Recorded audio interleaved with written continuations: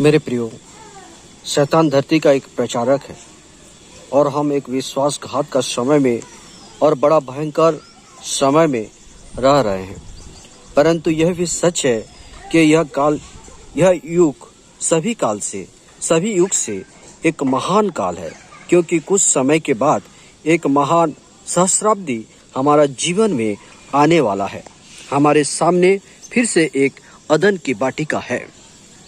परंतु ठीक इसी समय शैतान अपने चालाकी के साथ धोखे देने के लिए धरती पर आ गया है। वो खुद को धार्मिक भेष धारण करके परमेश्वर बनकर धरती पर आ गया है और खुद को परमेश्वर कह रहा है। जैसा वो अदन के वाटिका में हवा को वचन का प्रचार किया था, आज भी वही कलीसिया रूपी हवा को वचन का प्रचार कर रहा है। परंतु जब वो वचन प्रचार करता है तब वो वचन का बिंदु विसर्ग को छोड़ देता है और ऐसा करके वो एक खाली स्थान को छोड़ देता है। आप जानते हैं कि शैतान अपने को परमेश्वर के सिंहासन के ऊपर एक सिंहासन बनाने की इच्छा रखा था, ताकि वो परमेश्वर से भी बड़ा बन जाए। आज वो अपने इस इच्छा को पूरी करने में कामयाबी हो चुका है। ऐसा उसने इस प्रकार से किया है कि उसने प्रत्येक युग के सच्चे वचन, जो परमेश्वर का वचन है, अलग हटाकर उसने अपना मत, सिद्धांत, रीति रिवाज, झूठी शिक्षा घुमाकर सारे बातों को कलीसिया में क्या किया है, घुसा दिया है। प्रत्येक काल में, प्रत्येक युग में वो वचन को इस प्रकार समझाया कि लोग सच्चे वचन से दूर हो गए। जैसा हवा को ऐसा समझाया कि हवा ने परमेश्वर के वचन से ही दूर हो गई थी। उसने उसे बताया था कि वो निश्चय नहीं मरेगी। उसने नूह के समय के लोगों को समझाया था कि आकाश में बिल्कुल भी बारिश नहीं होगी, ऊपर कोई पानी नहीं है, परंतु परमेश्वर का वचन था कि बारिश होगी। परंतु शैतान वैज्ञानिक प्रमाणों के साथ प्रमाण किया था कि ऊपर में कोई नमी तक नहीं है। लोगों के दिल दिमाग में यह जहर भरने में कामयाब हो गया था कि आसमान में कोई पानी नहीं है, परमेश्वर का वचन झूठा है, परंतु बारिश हुआ। प्रभु यीशु मसीह के समय में भी वे लोगों को दिल दिमाग के खरीद लिया, जिसके बदले उन्होंने क्या कहा, अगर तुम परमेश्वर का पुत्र हो तो ऐसा करके दिखाओ, तब हम जान पाएंगे कि तू परमेश्वर का पुत्र है।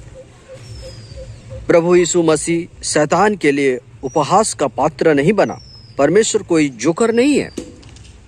परमेश्वर कोई भी शैतान का प्रश्न का उत्तर नहीं देता, परंतु परमेश्वर ने कहा, लिखा है, मनुष्य केवल रोटी से नहीं वरन परमेश्वर का मुख से निकला हुआ हर एक वचन से वो जीवित रहेगा।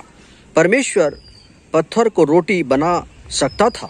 अगर वो शैतान के कहे अनुसार पत्थर को रोटी बना देता तो यह बात सामने आता कि परमेश्वर ने शैतान का आदेश का पालन किया, इसलिए वो शैतान का बात को नहीं सुना। वो शैतान धार्मिकता का लिबास पहनकर लोगों के मध्य पाप करवाता है और धोखे देता है।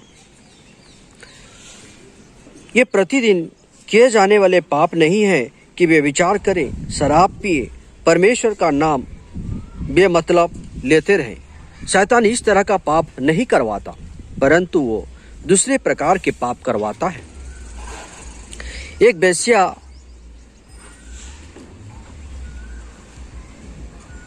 न्याय के समय निराश नहीं होगी, क्योंकि उसे पता है कि उसके साथ क्या होगी।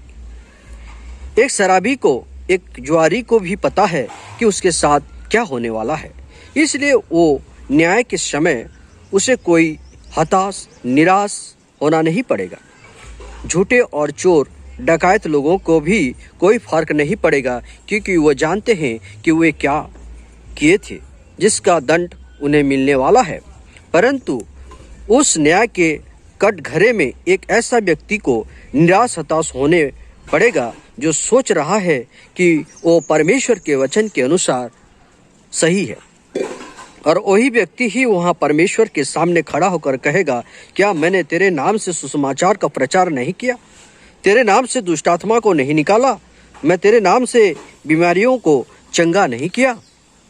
लेकिन परमेश्वर ने कहेगा, हे कुकर्म करने वाले, मुझसे दूर हो जाओ, क्योंकि मैंने तुम्हें जानता तक नहीं। यहीं पर ही निराश हताश देखने को मिलेगा। यही कारण नबी हर समय लोगों को चिताते रहते हैं कि ऐसा ना करो, वैसा ना करो, परंतु लोग नबी को गलत समझ बैठते हैं। परंतु वो सच्चाई को बताते रहते थे ताकि आप उस दिन निराश में ना पड़ो, हताश में ना पड़ो। इसलिए बार बार चिल्ला चिल्ला कर नबी कहते हैं, हे स्त्री, अपना बाल मत कटो, छोटे छोटे कपड़े मत पहनो, पुरुषों का कपड़ा मत पहनो। हे पुरुष, तुम भी स्त्री के जैसा बाल मत रखो, स्त्री के जैसा कपड़ा ना पहनो, स्त्री के जैसा कान में बालियां ना पहनो। परंतु लोग इस बात में नबी पर निराश हो जाते हैं और कहते हैं, नबी हर समय हमारे विरुद्ध बातें करते हैं। वो आपके विरुद्ध नहीं कहते, पर वो सच्चाई बताते हैं ताकि आपको एक दिन निराश हताश होना ना पड़े। आज लोगों ने अपना पहलौठापन को किसी संस्था, किसी मतसार को बेच दिया है और स्वर्ग को जाना भी चाहते हैं। परमेश्वर कभी भी समस्या संस्थागत धर्म को नहीं बनाया। जहाँ परमेश्वर का वचन के बदले मनुष्य का रीति रिवाज को परमेश्वर का वचन कहकर सिखाया जाता है और शैतान सारे संस्था का मुखिया है, प्रचारक है। परमेश्वर छोटे वचन से आप सबको बहुतायत से आशीष दे।